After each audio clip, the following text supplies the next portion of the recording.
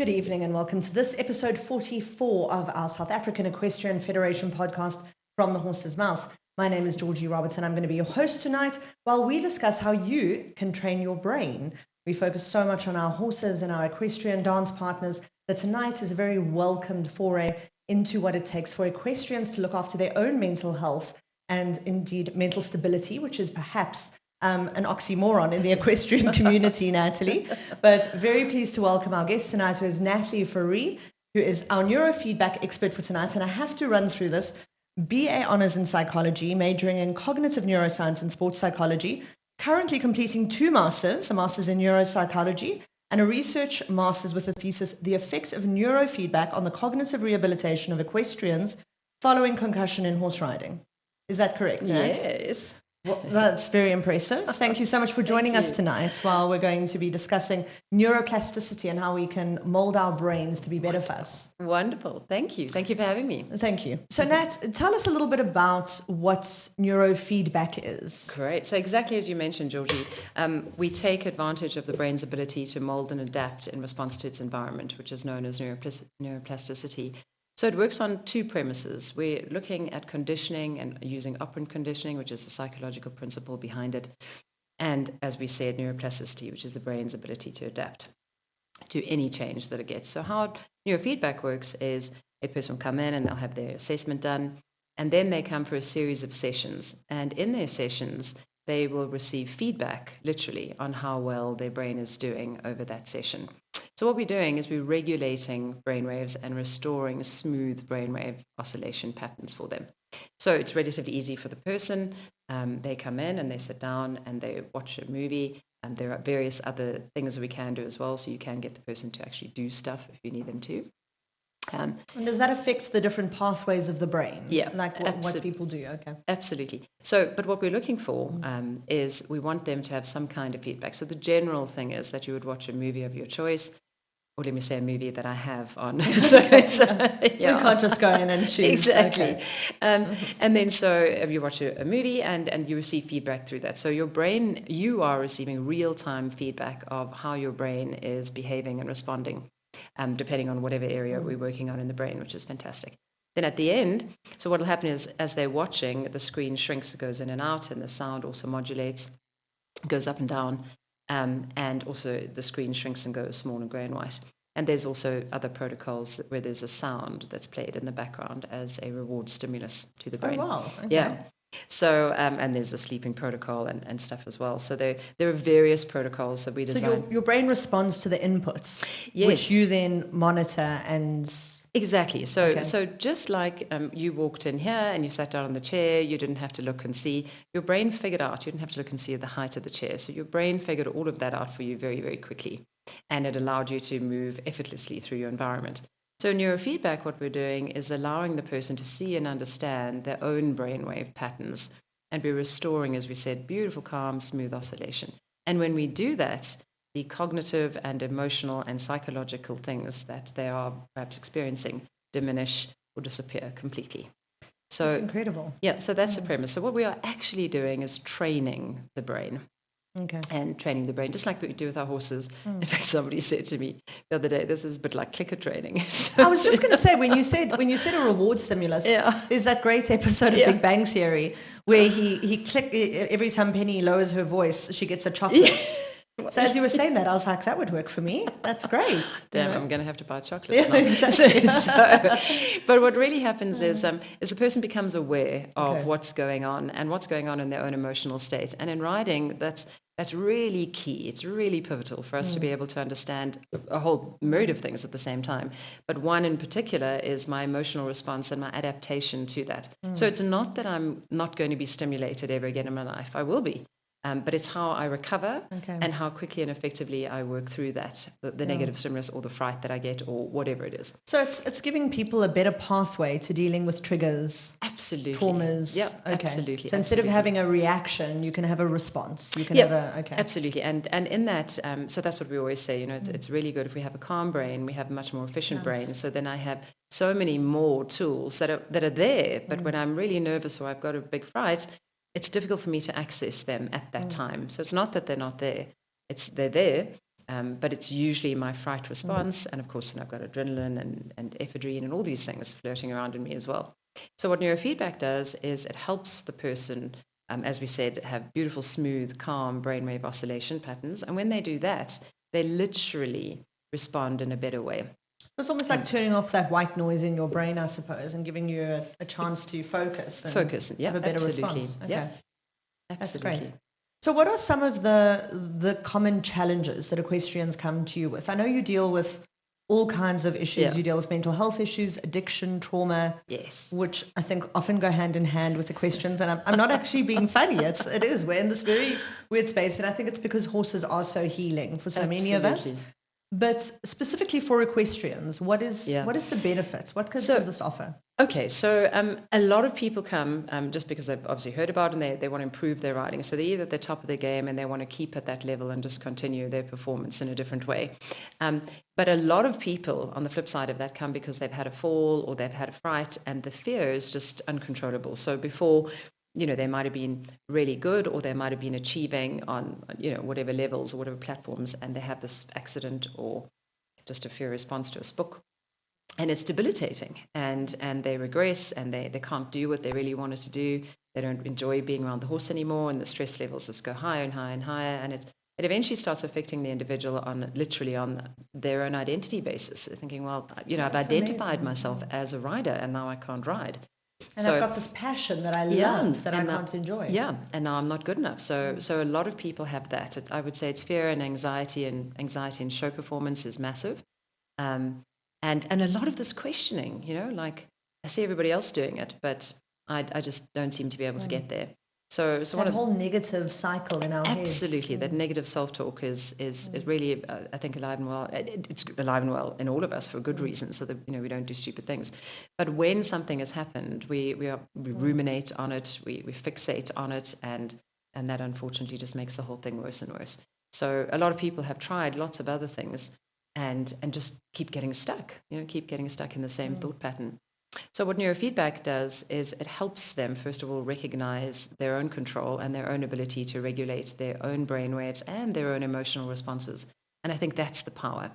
So empowering. It's so wonderful to go, you can either feel overwhelmed by that, like, yes, I have the power to control this, that's terrible, or it's wonderful. Absolutely. And this happens in a way that you don't have to think about it, which I think is key. So it happens once we are calmer and our brains are performing better and there's a little bit smoother oscillation everywhere. It's easier for us to do these things that previously were just really difficult for us to do.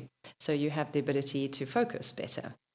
So what we're doing is help high performance riders as well, not just absolutely. So in fact, that's why a lot of competitive riders come, is because they want to, as we said, stay on the top of the game. But neurofeedback improves cognitive performance, and it improves it in many different ways. But what we want to do is make sure in the split second, it takes a lot of concentration to ride and to jump and to do, and even if we're just trotting, it takes trying to stay upright. Yeah, exactly. It takes a lot of concentration.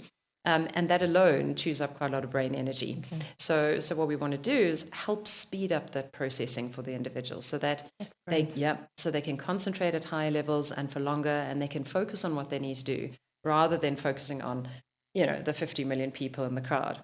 That's brain I fitness. wish I had 50 million people watching me. Actually, no. I take it back. That sounds awful. Yeah. So it's literal. We talk about mental fitness. Yeah. It's mental fitness. Absolutely. It's actually getting the pathways in your brain to operate more effectively and efficiently. Exactly. So really, and how we often explain to children is it's training the brain's ability to perform a little bit better. And then conditioning that. So literally, if I didn't know that something was wrong, now that I do, and that it's easier for me to access higher levels of thinking and higher levels of concentration, that's what really helps. So you coined the term earlier on, neuroplasticity of the brain. Yeah. And like we've all been told for so much of our life, we only use 10% of our brain, and if you lose a brain cell, that's it, it's gone forever, say goodbye. It's, we seem to think as adults, I think like, well, this is it. Like, I've got COVID-19 stuck with me forever. Today is as good as it gets for the rest of my life. Yeah. But you're saying no, you're saying that the brain actually is quite vulnerable. Yeah. And it has the ability to change throughout our lives, which it does all the time. it's interesting though, Georgie, because once I've learned something, I can't unlearn it. And often if you ask really talented people and you say to them, how or why are you so good, or how do you know you're so good, it's a difficult thing to describe it.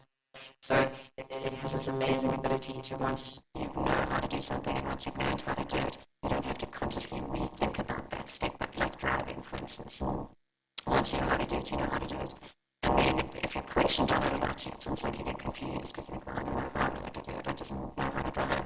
And this is the process that we're looking at as well. What we want to do is we say help the person understand that their own emotional regulation can be triggered and trained in the brain, rather than them just trying to get on and be responsible. You don't necessarily be responsible. Like if you have to have a conscious thought about something. So I love your example of driving, because there's a meme that's going around at the moment that says, remember when you first learned how to drive and you were terrified of everything, and you were driving like 20 with your face pressed, and now here you are going down the freeway with like the steering wheel between your knees, doing your hair and eating a taco, But it's become just like this efficient, pathway in our brain that you don't have to necessarily be physically fit for, that please God, your arms, your knees. But I really like this concept that you're going to create healthy habits that become second nature, to someone, instead of them having to consciously go, I have to relax, because by the time you've thought, I have to relax. Yeah, exactly. You're in the thick of things. Yeah. And I'm sure you get it when you're coaching people. It's very difficult to, when you can see the tension somewhere in their body, it's quite difficult to first of all, draw their awareness there, and then second of all, make sure that they can actually relax in that area of their body or relax in responsiveness. So neurofeedback shortens that process for you as a coach, actually. So it helps the individual hear you at a different level and also be responsive because they feel more confident. So once they're calmer and once they've felt a little bit better on the horse and they felt like they're achieving a little bit better on the horse, it's easier for them to execute. So we work a lot, obviously for riders in the sensory motor rhythm strip, as well as everywhere in the brain. And in the sensory motor strip, is that part of the brain? Yes, there's a sensory motor region that we work a lot on. So this helps with voluntary and involuntary movement. But we also, as I say, we work everywhere in the brain. But specifically, if we're thinking about high performance, we want to make sure that we've got good balance there and also in the frontal lobe, so that the person can make lightning fast decisions when they have to and change the decisions if they need to. Yeah. And then, if we think about jumping, for instance, if you go over a fence and it's not really good and you're really worried about the next fences, it's how quickly do we let go, recalibrate, and move forward without having to, have all that stress. Oh, no, I messed up that. So it seems to be that our ability to focus and get our minds into the game is exactly why neurofeedback is so important in riding, because it's a mental game.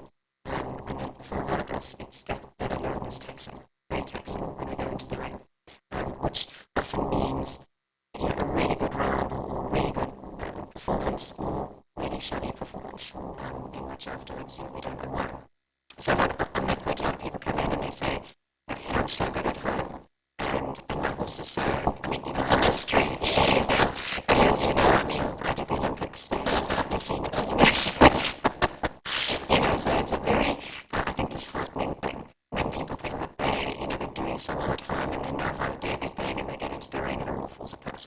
So this process is great because after each session, they can actually see what's happened in their brain waves. We can tell them what area of the brain that we trained, and then they go out and they try it, and then they get feedback so they get real-time feedback with me when they're in session in terms of how the screen is moving and changing and the sound that I've mentioned. But then when they come through to you and you see them ride, you give them extra feedback in exactly as it's happened. And that's why it's really important for the person, because they get it momentary. You've unblocked their ears. And then they go, oh, and you know what, my coach said this, and they go, oh, fantastic, how did you execute it? And so they have a much better pathway to doing things that is easier, quicker, and fundamentally their confidence grows as a consequence of it. So what are the different parts of the brain that you say, like, we target all these different parts of the brain? What are the different parts of the brain? So there's lots, and what they control for us. Okay. So if we start with the frontal lobe and specifically the prefrontal cortex, this controls, it's almost like thinking about it as a conductor of the rest of the brain. And so it's really quite, we So if I'm making bad decisions, that's who's in charge. I'm just checking. Thank you. Yeah, absolutely. And so for riders in particular, we work a lot on that because we have to have really good logic, really good. So when we make a decision, it's not only about the logical route that we need to go, like how fast is my horse going? Do I need to bring them back? Do I need to whatever? Not the logical side of it, but it's also the feeling side of it. Like how worried am I if I do this, if I push my horse forward here, or if I move them? So when you make a decision, it's actually both sides of the prefrontal cortex that's moving. So we need to work and harmonize and synchronize, as we said, the whole brain. But specifically, when we talk about executive function, that's the area that we're looking at mostly. And what we want to do is elevate a person's ability in that area quickly. It improves concentration, focus, and attention. And all three of those things are really critical when we're performing and just generally on a horse. And I'm sure high-performance horse sport, it's just about, like, as you're speaking, it must hit every center of the brain. Yeah. So exactly. So there's a lot of neural connections from, and so to answer your question a little bit earlier, do we use 1% or 2%? Or the brain actually works a lot in synchrony. And that's important for us to know. And so it's not that we can just say, so this part is working. There's a lot of parts that fire together to work together simultaneously, all by itself, all unconsciously, and that's the beauty of it. We never need to sit there going, oh, I wonder if my parietal lobe has processed it. I think we should, Natalie, and that would maybe be helpful. So we don't need to poke. Exactly. So we don't need to worry about that. This is happens for us in a beautiful way and dynamic flow all the way through. What we're trying to do with neurofeedback is not teach people about their brain necessarily. We're teaching them about specifically brainwave oscillation patterns only. That's what we're focusing on. And how this makes them feel when they are running smoothly and all flowing beautifully. And that's really important because when they feel it and when they can see improvement, they see improvement in all areas of their life, not only in riding. And that's really... Riding's a symptom, I'm sure. It's just that's where it'll show up the most. It absolutely can. Absolutely, you're right. But I have many executives, I have many people from all different walks of life. And so usually whatever they come for, whatever their initial reason for coming for neurofeedback is, we work on the entire brain so that the person feels they have improvement in all things. So we discussed the prefrontal cortex and the frontal lobe. Exactly. And then we move it a little bit further back to the sensory and motor rhythm region, and that's vitally important for us to control voluntary movement. And in riding, what's specifically important is awareness. Awareness of our own balance, awareness of where we're pulling, where we're holding, or where we're stiff, where we're not stiff. Yeah, and we've all said to a coach at some point, I'm not pulling. Yes. Then you look at the video and you go, oh, it's irritating. Yeah, exactly. Or why is my horse responding like this? Well, because you're pulling. And yes. No, I'm not. That would be so, and it's not because we don't want to. It's literally because we are unaware, of what's going on or how tiny, minuscule movements matter. So if we think about dressage, and this is, a lot of really good dressage riders, yourself included, have been really instrumental in saying, no, but it's a tiny movement that we're looking to, that will make all the difference. And it does look like nothing's happening, but actually... Yes, exactly. Yeah. So it's really difficult, I think, to help somebody feel that if they haven't felt it, first of all, if they're learning and they're on their way up into higher levels. So what neurofeedback does is create a different awareness and association for them faster, so they can actually feel it. So when the instructors say, move your hand forward, but only a little bit, they can do only a little bit, So there's a difference in understanding of the tension, where the tension is in their body. Can they release their elbows in accordance? Can they follow the horse's movement? So some of these things I think we often take for granted, but tiny movements like moving your seat bone and how aware I am of moving my seat bone, how aware I am of what leg is harder or pushing harder or not moving or whatever it is. So that body awareness is vitally important. And tiny movements, so we do that a lot. We work on the temporal lobes a lot because the temporal lobes really they help with sensory integration, memory, processing. They do quite a lot, which is really cool. But specifically for temporal lobe calming is very important for us. So we help strengthen the person's ability and their corpus callosum literally to respond better. So better communication between left and right hemisphere, and this really helps the individual gain much more control over, let me say that differently. They become more confident and calmer. So the need to think that if I'm not in control, something's going to go wrong, that seems to dissipate very quickly. So there's a different awareness that starts creeping in. Awareness of themselves, first of all, their balance, their ability. If their instructor says something and they try it and execute and get the good response, then it seems easier for them to remember that. Yes.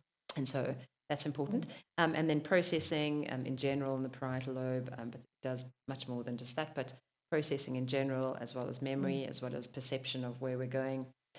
This is also very important, as well as the interhemispheric fissure in the brain, for people to think about themselves and understand themselves in context and not in accordance to. Oh, that's interesting, Natalie. That's really Desjardins, okay. or whoever. So what we try and do there, it's just like integrating or self-integration at a different level for them. Okay. Again, where they don't have to feel like they're not good enough, or what they're doing isn't moving them forward in any way. So a lot of people have said that has been a massive benefit for them, that they just felt like they could try, and they felt like taking away that fear of failure that I think so many of us live with, this imposter syndrome. Yes, exactly. And sometimes, I think in our world, in our community, I think a lot of people ride very well from the grandstands. And we all do. Yeah. It's so fun there. There's hardly any horses in the grandstand. It's very safe. And, I think that impacts people, it impacts their perception of self and their perception of how well they're going to be able to do in that round. Some people listen to it a lot. Some people don't listen to it at all. And they have varying degrees of, effective riding and progress in their sport.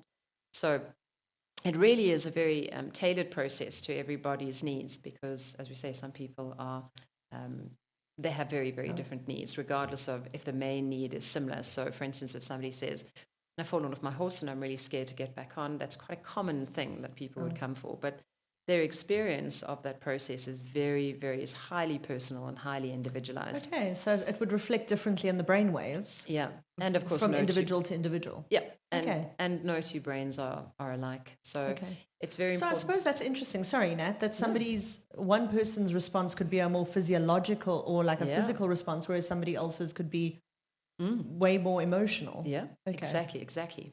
And then we work on the occipital lobe a lot as well. So this helps with visual processing, and vitally important, regardless of whatever you do, eventing, jumping, dressage. It's very, very important for us to be able to process visual information quickly, visual tracking quicker. So it doesn't work to can't improve functional eye or visual. Visual. If your eyes are bad, they're bad, but I just want to put it on. But definitely, improving your eyesight. But definitely what it does is it helps us understand and perceive our environment really quickly. And so that's important, because there's always a joke. People say, I don't even know what my horse booked at. It must have been that blade of grass over there. Or, so increasing and enhancing their visual perception and their visual field is really important. So a lot of people have said, specifically in jumping also, that they are bad on one rein.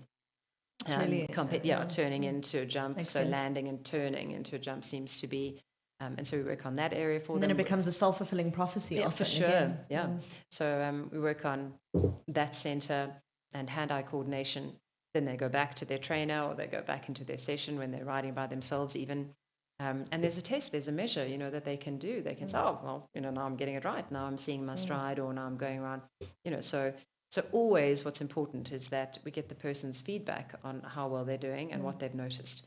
So attentional awareness is incredibly important for all learning, but specifically in this case, so that people can understand that they're progressing and they're moving forward. Now, often, another one I always get, Georgie, is people saying, I'm just plateauing. I don't know why I'm doing this. I'm just plateauing. And they feel like they're just kind of like never getting anywhere, paying a fortune and never getting anywhere. And that alone becomes very disheartening. So absolutely. So that's another thing. Although I think we all have to pay our dues a little bit on the plateau before we get ready for another mountain. You have to catch your breath sometimes. Natalie, you've mentioned brain waves. Why don't you explain what you mean by brain waves and what the different brain waves are that you can identify and pick up and mold? Okay, so we all have bioelectricity, as you know, and what we're doing when we regulate and see brain waves, literally, is we use an EEG. So it's an electroencephalograph, and it picks up brain waves. So they're quite soft and subtle, but literally they oscillate from the center of our brain and deeper centers, and they come all the way up to the top of the neocortex and the cranium, the skull. And so we put electrodes onto the skull, and then we can measure and read what the frequencies, the like different the lightning frequencies. storm. Yeah, okay. Exactly. So and like radio waves. So we're reading the different array of. Isn't that funny? Our difference. I'm like a lightning storm. You're like no radio waves. Much calmer. I'm like, okay, that's better. Were you here last night in the storm? Okay, so absolutely. So. So there's varying degrees of these, and so we start with delta. So delta is the slowest brainwave, and it's dominant when we're sleeping. Okay. And so it's very nice and calm. It's usually 0 to around 4 hertz, and that helps keep us asleep. And so obviously we don't want that around and present when we're riding. Yes, 50 round. Okay. So we have all of the brain waves all of the time in our brain. It's just the pattern, which is important, and of course the regulation, which is important for us. And then the next brainwave is called theta, and it's a wonderful brainwave. It's a little bit faster, around 4 to 8 hertz, and it helps us. It's our first wake stage brainwave, and it really helps us think about things in an imaginative, creative. We use it for big picture thinking also. But as you can imagine, if theta is very, very high, it's also not that useful if I'm coming into a 1 meter 60 fence quickly. So what we want to do is make sure that that's within range of the person's natural flow. So that's one of the things that we look at. And as I said, great for you when you're doing all of your imaginative and creative work. It's fantastic. So you're probably using theta, alpha, and a little bit of beta at the same time to get into that, which is fantastic. So then the next brainwave, which is a little bit faster, is called alpha. And alpha is fantastic. It's when it's in a good, calm flow or good, steady flow within its own range, it allows us to be engaged and focused, but relaxed and engaged and focused, which is really nice. When it gets too high, we become a little bit disengaged. And then, so that's also not so great. And is that something you would find in like ADD people, for example? Yep, theta and alpha generally. Okay. But what's important when we think about it from a writing perspective, if alpha is too high, so very often as I'm interested in something, alpha does peak. Okay. But if it goes up too high, I will become a little bit less. I'll become a little bit disassociated to what I'm doing. So overwhelmed, or no. So if you think about us when we're on our phones, sometimes we get onto our phones because we think, well, I've had a hard day and I just want a little bit of a relaxation. I just want to dool around in mindfulness for a little while, mindlessness, sorry.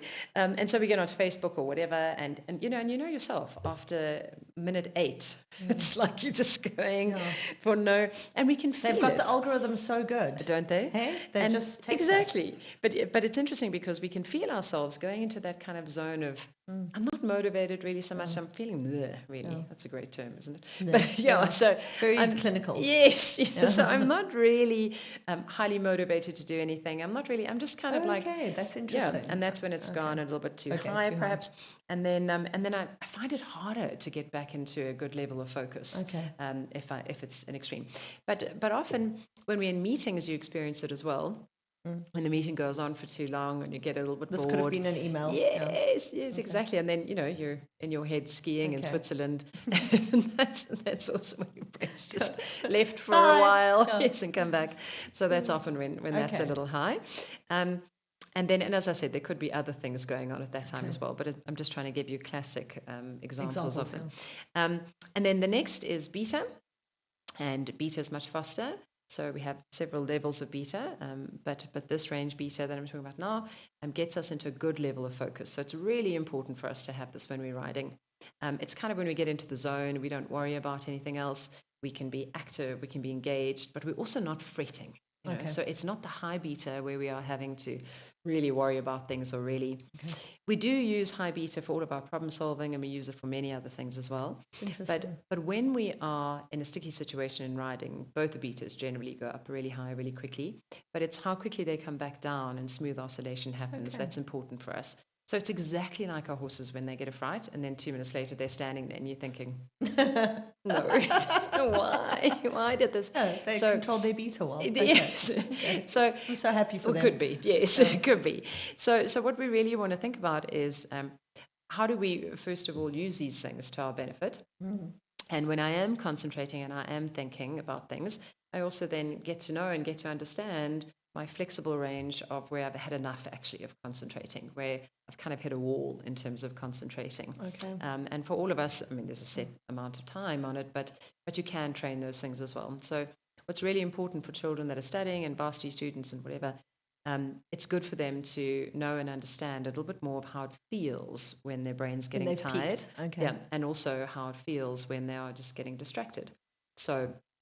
So that's quite useful for people also. That's lovely. Yeah, and then and obviously when they're riding, then I do like how kindly you speak. Obviously, you love brains, but you speak very kindly about the brain. And something you said earlier on, which I really liked, was you said your brain has, like, you can't talk about the brain as being malfunctioning, but it's learned to do things to survive. Yes. And now you're learning how to survive better. Yeah. And you're optimizing that. So, the high beta might have been helpful in a situation. Sure. And now it needs to learn that it's not in that situation when you're trotting around a circle. Exactly. Unless something happens. So our limbic system response is vital, and it's a necessary natural process that will always happen. And so we definitely are not doing that. We're training rest and recovery. So we're not saying that you will never fall or you will never experience a bad it's round. just to bring the brainwaves back. Exactly. Okay. It's how quickly you can recover and what tool you choose to use in that time. That's important for people. So you speak about the EEG as identifying these brainwaves and mapping them. Does the EEG then help? Like, what is now the physiological input that helps us to mold our brainwaves? Okay, great question. With the neurofeedback, yeah. So neurofeedback is essentially a computerized system that uses the EEG just to measure, and so there are various systems that are available. And what's important about it is that the feedback is actually what's doing the training for you.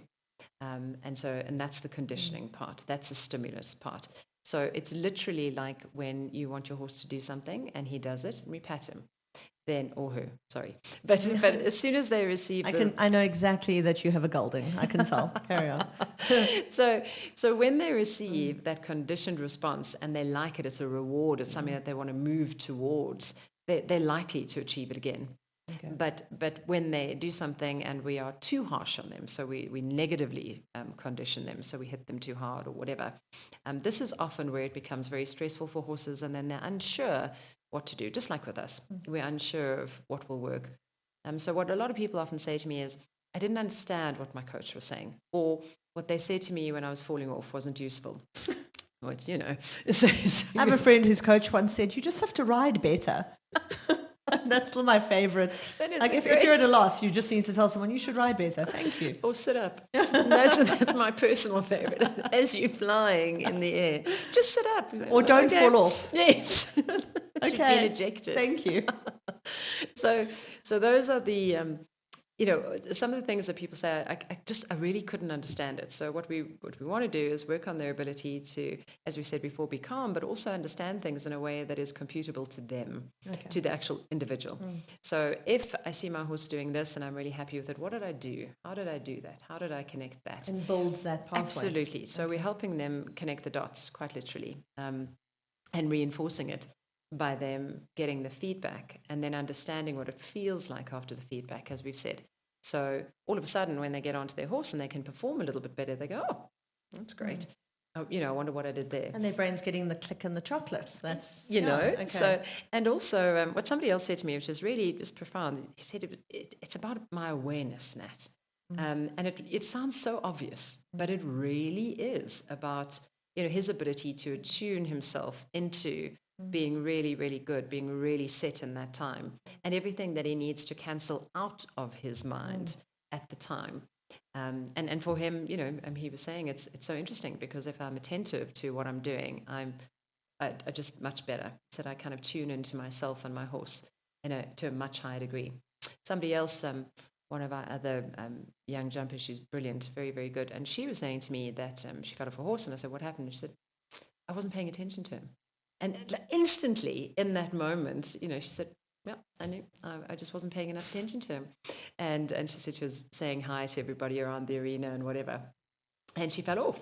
And as you know, the stats are, a lot of riders fall when they're walking or where they're, on outrides or where they're not fully distracted. Yep. And they're not present. Yep, That's exactly. great. And then, and that's when a lot of really, really difficult or bad accidents happen. Or can happen. The other statistic I read is that you're most likely to have a fall for event riders in the last quarter of third maybe of a cross-country track. Wow. And I immediately went to physical fatigue. Yeah. And I would have to try and find that discussion, but they were going, no, it's the riders. It's mental fatigue. The riders run out of, they focus on every line for 3 kilometers. Exactly. And they're just sloppy and, No, exactly. So I have many other sports people in different sports, and what's interesting is they always talk about this. They talk about the ability to train themselves for the duration of what they have to do. So whether it's cycling or golf or if it's I've had racing car drivers as well, so rally drivers, motorbike, motocross. It's mental stamina. Yeah. Might be the same thing. Yeah, but it's always interesting to hear that part for them. They're quite aware of that. It's been a process, and they have to learn to manage that process as well as they're going. So it seems to. I think it's interesting in other sports where you've got an inanimate object as your partner.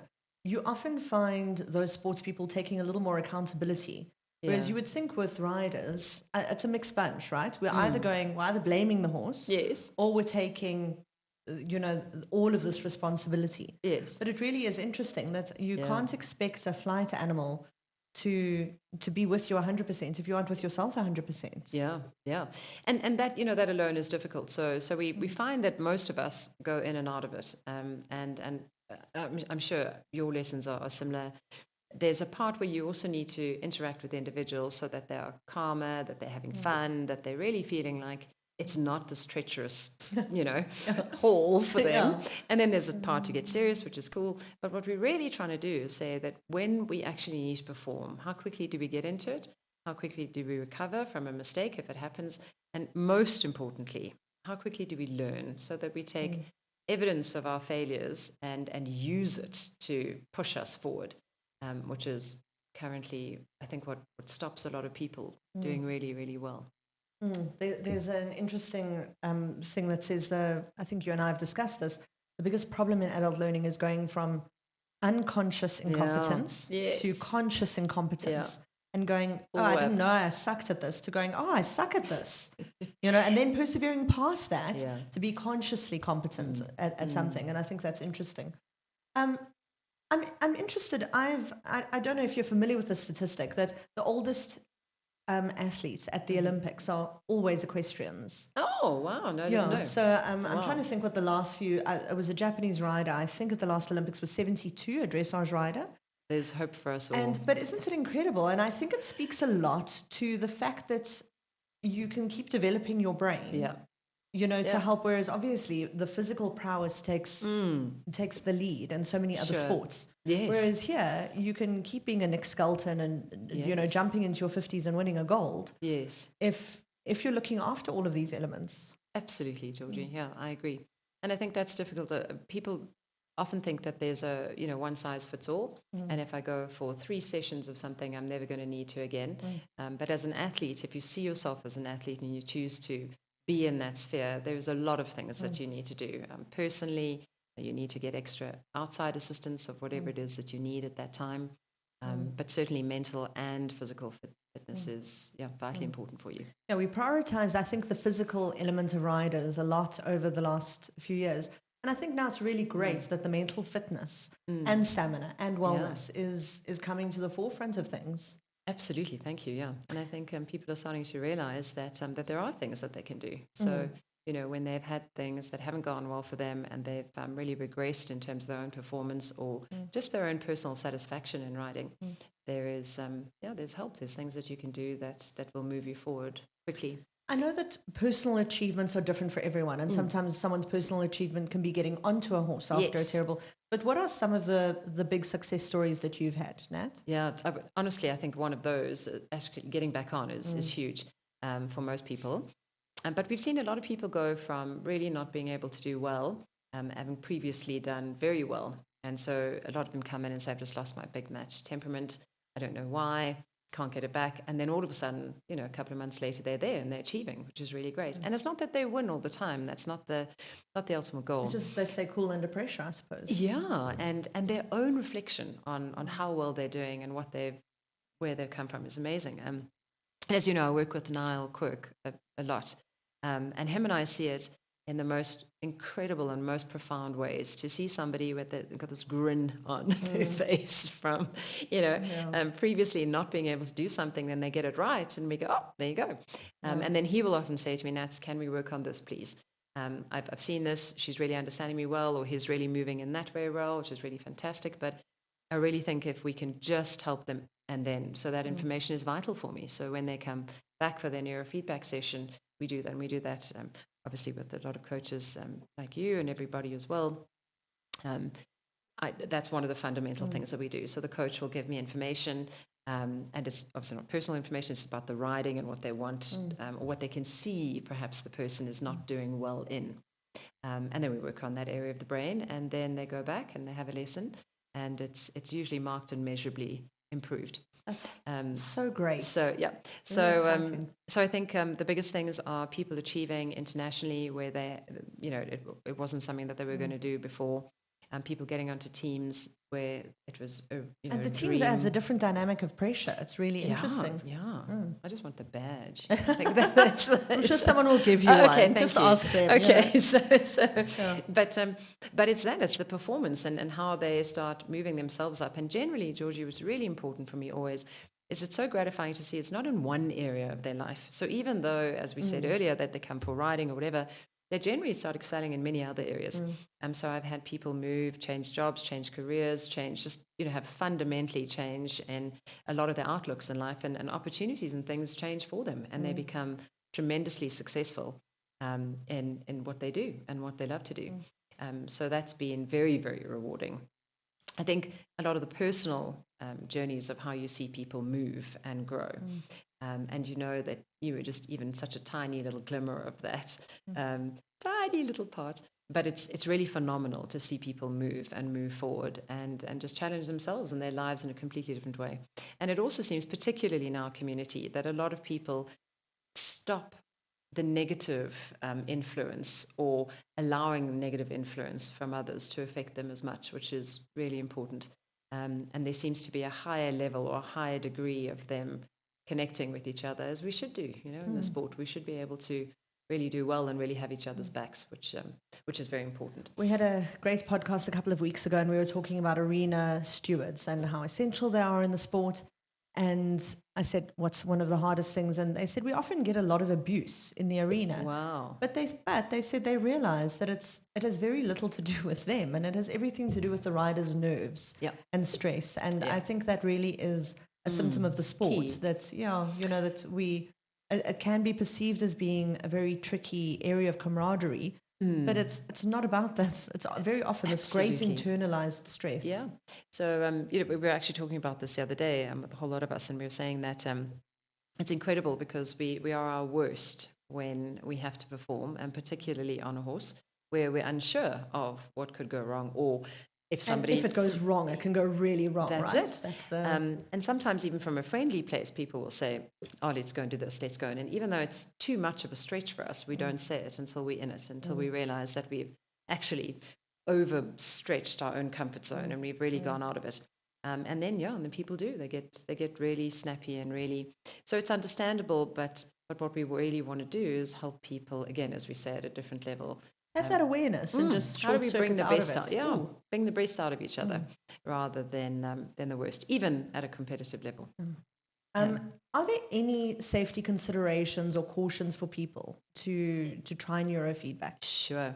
So if you suffer really, really bad migraines, then the screen shrinking in and out would be a concern. So you can turn that feedback off, and then they don't get that. So that's really good. Similarly with epilepsy, Again, because of the stimulation, the screen shrinking, going in and out, and going black and white, that is also but again, you can turn that off, so they wouldn't need to get that stimulus, which is great. And as you know, in concussion, key area of focus for me, but that we're really careful as you bringing the person back into seeing how quickly, or our aim is to see how quickly we can help them get back into sport and back into play using neurofeedback. So again, obviously you have to be careful. So people are already dizzy, nauseous, and so again, you turn off stimulation for them. Obviously, your thesis is based on concussion in riders, and we were discussing this earlier on, and I can say I've definitely been irresponsible about brain injury. What are some of the considerations for riders having had a concussion that they need to be aware of, Nat? Symptoms, always just symptoms. So if the symptoms increase, if anything changes, that's important for them to go back to their medical doctor. And I'm not a medical doctor, and it's very important for them to go back to their doctor, particularly if they can go back to the original doctor that they saw at time of emergency. Sometimes that's not always the emergency doctor. But very important for them to monitor their signs and symptoms as they go. So some of these things, but sometimes concussion only, the main effect of it sometimes is progressive. It's later, so it only comes up a little bit later. That's interesting. I didn't know that. Yeah, so always they need to be a little bit more aware of what's going on. So they need to be aware of light sensitivity, nausea, headaches, neck pain, all those things that are normal. So you can Google all the different symptoms. And sometimes people do that too much. Dr. Google. I have a brain tumor. That's great. Exactly. And these things are often difficult to diagnose anyway, even at that level. So generally, when you go in for concussion, the doctor will speak to you. If you need to, you go and see, obviously, a neurologist or a neuropsychologist as well. And what they would do is then ask you a series of questions. And obviously, you would have already had a full workup in the emergency room. Or even just with your doctor. So they'll be checking things like reflexes, your eyes, all of that. And so it's very important for the person to monitor themselves and monitor how they're feeling. Tiredness is often another one that people complain about a lot. So I would say, Georgie, honestly, monitoring, self-monitoring. Why aren't we better at regulating it? There are numerous factors that are involved in that. And a lot of them, I have to say, come down to the individual rider and the individual insistence of getting back on. The problem. So some of this is a little bit of a legacy, that the legacy of riding. So it's kind of like if you don't get on now, you're going to be too scared to get on again. So a lot of that, and there's probably really good sentiment in that. But most of us, I think, are really aware, and most coaches, definitely that I've seen, if somebody falls off, they at least are you okay? Are you can you dizzy? Or so there's a few fundamental things that they tend to look at. But a lot of our shows, as you know, have medical people there, which is fantastic. So medical personnel on hand to help them. But I would say definitely monitor. If you know you've had a concussion, monitor everything. Is there any monitoring that people can do on a daily basis? Just not concussion related. I'm just talking about to assess our own mental health and wellness. What are some of the key markers to be aware of? Yeah, so that's a great question. Thank you, Georgie. So I think people need to be aware. They need to be really aware of their concentration span, their focus, their ability to focus, how often they get distracted. They really need to become a little bit more aware of the things that we take completely for granted and happen at an unconscious level. A lot of these things are key markers and key indicators for our own energy levels, physiological, psychological, emotional. And they also help us understand stress as well. And it's not for a want of not trying, I believe. I think we don't know because all these things happen unconsciously for us. So I would say awareness of how you feel, how you act, how you react to situations is very important. So whether you do neurofeedback or not, it's really good to kind of turn the microscope in and really just wonder about self, become a little bit more attentive of, how good I am in these things. How long can I concentrate for? Or if I do this, do I improve my mental performance? Or if I'm at school and I read more, how much does that improve my ability to comprehend what the teacher's saying? Reading is vitally important for personal goals almost. Exactly. So really, I would say we would need to be a little bit, or become a little bit more aware of our own thinking. And that's something that we never do until it's too late. It's only when the house is on fire that we Yes. go, oh, bit of a problem. Or you've already said something that you didn't mean to say, and then you think, exactly. I'm so think sorry. my thinking then, So. What can, besides neurofeedback, what are some basic behaviors for good brain health? Yeah, so definitely keeping it active. And we've got to think about keeping it active in two ways. So it's not only the logical thinking, the things that we could do like maths, if we haven't done maths for a long time, or playing Sudoku, or things that really challenge us from a logical perspective, logical thinking, scientific reasoning. Those are really good ways for us to elevate our level of thinking and logical deduction and reasoning, which is really cool. But the other side that a lot of us always forget about is our creativity and our ability to play and our enthusiasm in life. And that's all a little bit more right hemispheric, but things like art appreciation, music, how much am I involved in that? How much do I actually appreciate these things? And not only does my brain process them on a subconscious level, how aware am I of my talent in that area? And my ability to play and enjoy things again and be creative. And when people engage in both those things, they tend to have a higher level of enjoyment and fulfillment in life. So it's not just about taking a holiday once a year. It's about how do I actively, at some point every single week, engage in both of those practices. So, Sudoku, do a puzzle, build something that requires you to move information around from a logical perspective. Or, as we said, reasoning and deductive perspective. That's really important. Reading is profoundly important. So somebody said, oh, but you don't know how many emails I read. And absolutely, it's true. We do. So if you spend half your life reading and reading emails and WhatsApp, get better at it. Anymore. But get better at it. If I'm going to spend, exactly. So Jim Quick always says, he's marvelous, but he always says, we spend half of our day, essentially, and they've done lots of studies on it, it's quite interesting, of corporate America, and they say that they spend a lot of their time reading, so just get better at it. So it's less time. It's something called, I think, the CEO challenge, which is like a book a week. And of course people learn to circumvent that quickly. YouTube is on it. But the whole point about it is, what am I getting that elevates my thinking? And if you can engage in that in once a week only, it really tends to increase our satisfaction in life. And we know stuff, so you go to a party and you say, well, I read a book on becoming a violinist. And people say, oh, do you play? No, I never want to in my life. But, I read a book on it. So it makes us feel like we have, that we're more colourful. Richer. Richer. Thank you. Beautiful word. See, you're better at words than I am. But anyway, so really, I'm going to work on that part of my brain. So that's really important for us. But then I think a lot of the time as adults, we forget about play. And we forget about creativity, and we forget about our ability to build and imagine and move things around. And like you were saying, it's that holistic brain health that's really interesting. Exactly. So I have a lot of people that have gone back into the Rubik's Cube. So one person got it really quickly. They did YouTube it, but they got it really quickly. And then so I said, okay, so what's the next challenge? And he said, I'm going to do it with one hand. So it was really a one. But that's the thing that also makes us feel good, makes us feel happy. A lot of people do it with art, baking, cooking, anything that gets us involved in this beautiful time that you don't want to do anything else. You just want to be fully engaged. And certainly writing does engage that. But when we get a fright or when we're worried about things, we tend to shut down and become quite regressive. The reptilian brain becomes a little bit more present and alive, in which we only think about fight, flight, and the freeze in between. And then it's difficult for us to enjoy anything, actually. So, whatever people say to us in that moment is probably not really sinking in, so not really useful information for us. And that's one of the fundamental things that neurofeedback helps. It helps us be calmer in order to understand and assess our environment.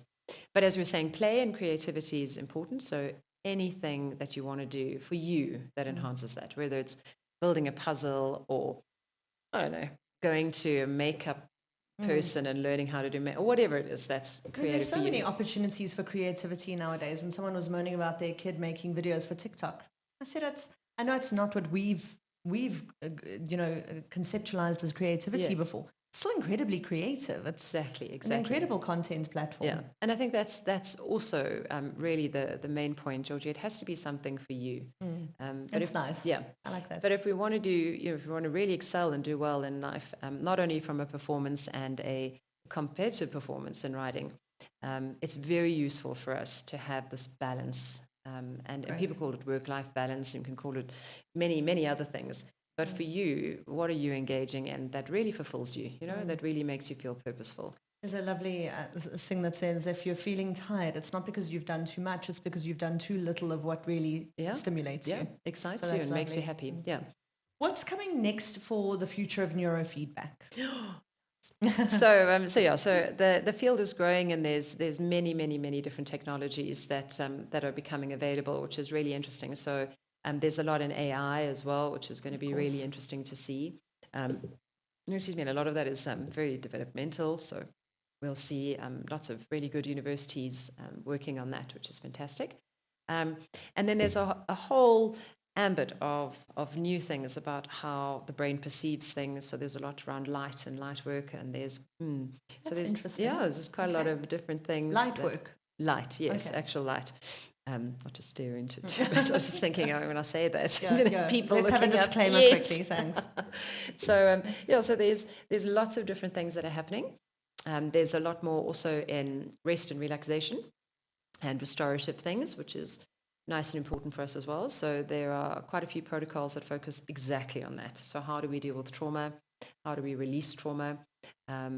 There's a beautiful book called The Body Holds the Score, Body Keeps the Score, Yes. And in that they actually talk about neurofeedback as well, and he's amazing. And it's really interesting to see how do we undo the things that have happened to us in life.